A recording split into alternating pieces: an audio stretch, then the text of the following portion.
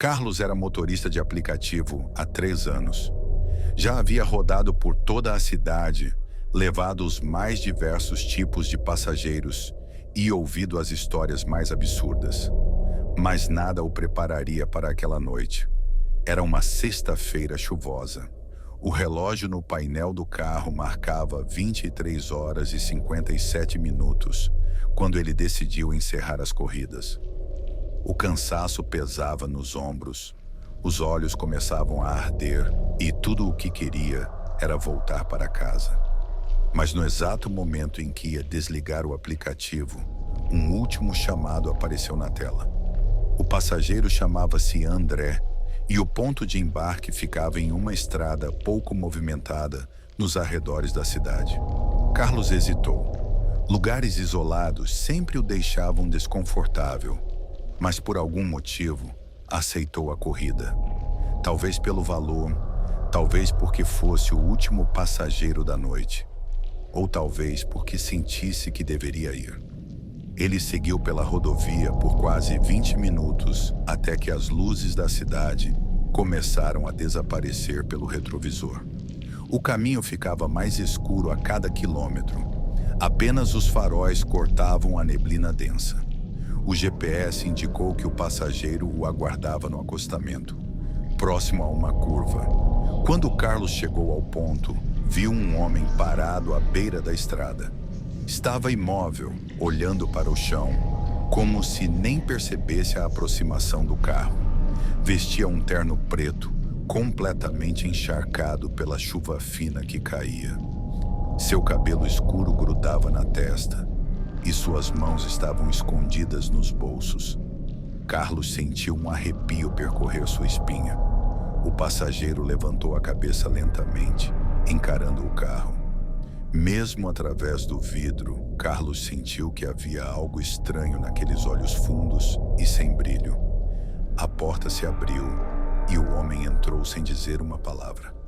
"Boa noite, André. Para onde vamos?" perguntou Carlos, forçando um tom casual. O passageiro demorou um instante antes de responder.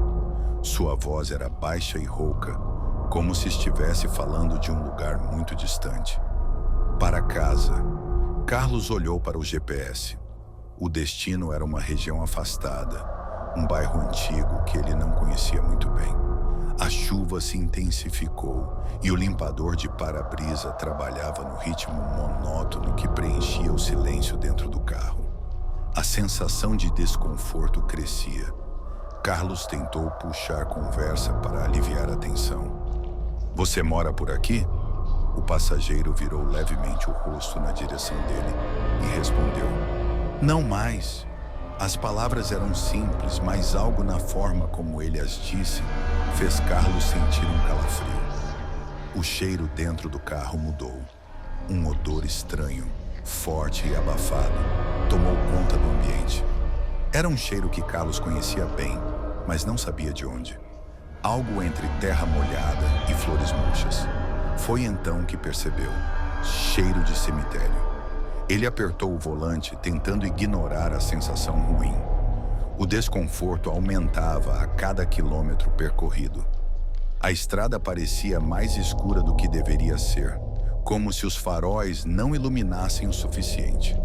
O rádio chiou de repente. Carlos franziu a testa e olhou para o painel. O rádio estava desligado. O chiado aumentou e uma voz sussurrante começou a se formar no meio da estática. Palavras incompreensíveis, baixas, quase como se alguém estivesse falando de dentro do próprio carro. Carlos lançou um olhar pelo retrovisor e sentiu seu sangue gelar. O passageiro não estava mais olhando para frente. Ele o observava pelo espelho. Os olhos fundos, sem expressão, fixos nele. Carlos tentou disfarçar a atenção, focando na estrada. O instinto gritava para ele parar o carro e mandá-lo descer. Mas por alguma razão ele não conseguia. De repente, algo mudou. O reflexo no retrovisor começou a ficar errado. O passageiro parecia desfocado, como se a própria luz evitasse iluminar seu rosto. Seu contorno tremulava, como uma interferência em uma velha televisão. Carlos piscou algumas vezes, tentando se convencer de que era cansaço. Mas então percebeu algo que fez seu coração disparar. As mãos do passageiro estavam apoiadas nos joelhos e suas unhas estavam sujas de terra. O medo começou a apertar o peito de Carlos. O cheiro de cemitério estava mais forte agora. Ele queria perguntar ao passageiro o que estava acontecendo. Queria dizer algo, mas não conseguiu. A voz no rádio ficou mais clara. Agora ele entendia o que estava sendo sussurrado. Estamos chegando.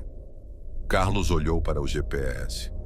O destino final estava a apenas 500 metros.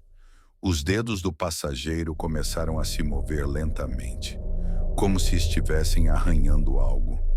O chiado do rádio agora parecia vir de dentro do próprio carro. Um ruído quase insuportável. Carlos não aguentava mais. Seu instinto assumiu o controle. Ele puxou o volante com força, fazendo o carro derrapar e parar no acostamento. Respirando pesado, virou-se para o passageiro, mas o banco estava vazio. Não havia ninguém ali.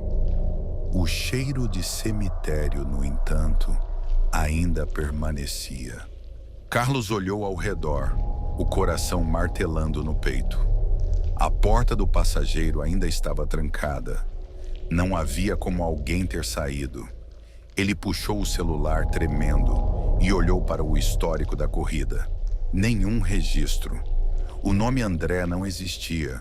Nenhum passageiro havia solicitado aquela corrida. Foi então que algo chamou sua atenção. No carpete do carro, onde o passageiro deveria estar sentado, havia marcas de terra molhada. Pegadas que iam até a porta, mas não continuavam para fora. E no painel do carro, escrito com dedos trêmulos no vidro embaçado pela chuva, uma única frase: "Obrigado pela última viagem." Carlos sentiu o mundo girar. Ele engatou a marcha e saiu dali o mais rápido possível, sem olhar para trás. Aquela foi a última corrida da noite. A última corrida que ele aceitou naquelas estradas. Mas até hoje, de vez em quando está sozinho no carro e a chuva começa a cair, ele sente o cheiro de flores murchas. Como se alguém estivesse esperando outra viagem.